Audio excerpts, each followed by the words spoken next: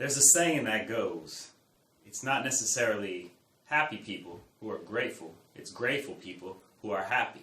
And on this Thanksgiving Eve, it's always a good time to return to focusing on that mind muscle. We always focus on correcting things from the inside out, but very much so when we talk about gut health, immune health, inflammation, and how that no doubt affects brain health, neurotransmitters, how we think, interpret, and thus behave, interact with the world. But let's talk about the power of the mind from the top down. And one thing that we've talked upon in the past is gratitude and an attitude of gratitude and why that can be such a powerful thing.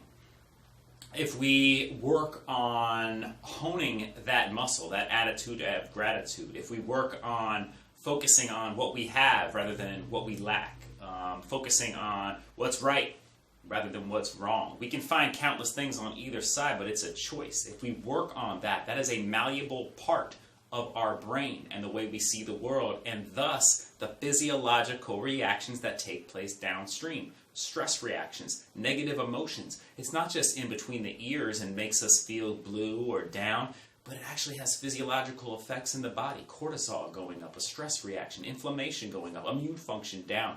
So it would behoove us to not just do that because it feels better, but to benefit us and our physiological health. Not to mention there is so much to be grateful for. So on this Thanksgiving Eve, going into Thanksgiving, we want to talk about working out that mind muscle and honing in, toning that attitude of gratitude. We talked about it in the past. We did about a 5 to 7 day profile of it in the past, last Thanksgiving.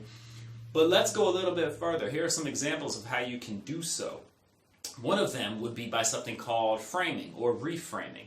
So again, this comes down to looking at a situation, and it's all how you look at it, you know? Change the way we think, we change the world. We changed our brain, we changed the world around us. Everything has changed. Is that good or bad? It's up to you. That's all perspective. Is there a silver lining, or is it all doom and gloom? That's up to you.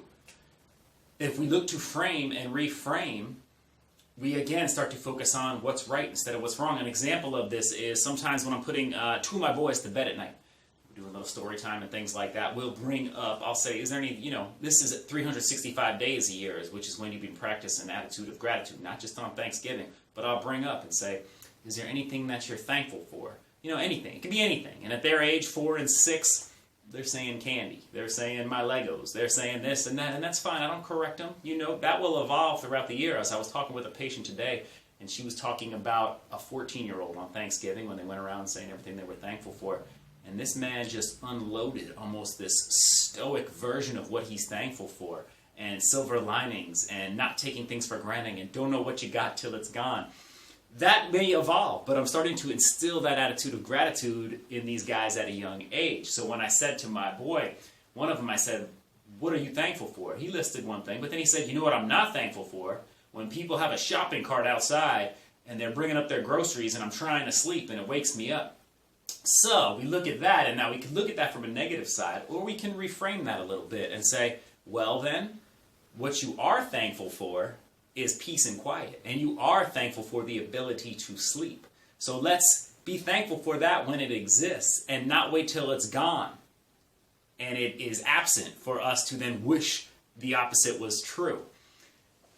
It's all about just flipping that frame of mind right around right there. And nothing could be further from the truth with our health. Our health. Let's not wait till it's gone. Let's not wait till we're flailing, that we seem helpless, and we're like, oh man, I remember when I wasn't in pain. Oh man, I wish I could go back to those days when I was feeling better. Let's embrace health right now, be thankful for it, but then demonstrate that we're thankful for it by doing all we can to amplify, enhance, and optimize that health every single day. Another tool that you can use here, outside of the framing and reframing, would be something called negative visualization. Now, negative visualization is what it sounds like. You look at your situation and you think of things. It may seem a little dark, but it puts things in perspective.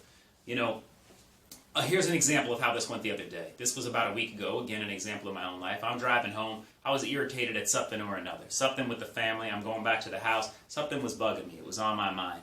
And I could see that kind of negativity, that attitude mounting. And now that might affect the way I interact with my wife. It might affect the way I interact with my kids. But then I thought, negative visualization. What if one of them wasn't there? What if one of them, God forbid, had passed? What if they had a terminal illness?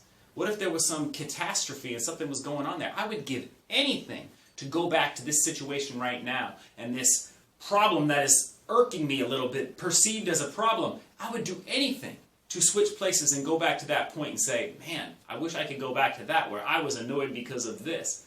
And it all puts it back in perspective. Another example is sometimes if something's mounted, getting me upset, another personal experience, personal share, I'm thinking. And I think there, and I think of the temporariness of our life and how short it is. And I'm thinking there, I'm getting to bad, find myself stuck in a rut, in a bad mood, and I'm thinking, you know, there's no guarantee that I'll be here tomorrow. There's no guarantee that that person who I love so dearly will be here tomorrow. Why am I going to waste my time in a bad mood right now? Why am I going to waste my time worrying about this tomorrow when I might not even wake up tomorrow? We have faith, we have hope that we will wake up tomorrow, but I might not wake up tomorrow. So why waste my time being mad about this right now? I should be in the moment, be as happy as I can be. I know we have to pick and choose sometimes, pick and choose our battles, for lack of a better word, but realize nothing's guaranteed. Tomorrow's not guaranteed. That person might not be there. That state of happiness, that state of peacefulness may not be there. So embrace it while it's here and don't waste your time being upset about things. Be thankful for the moment. Be thankful right now. So 2 tools for you, a little reframing and some negative visualization to hopefully help you practice that attitude of gratitude. Thank you.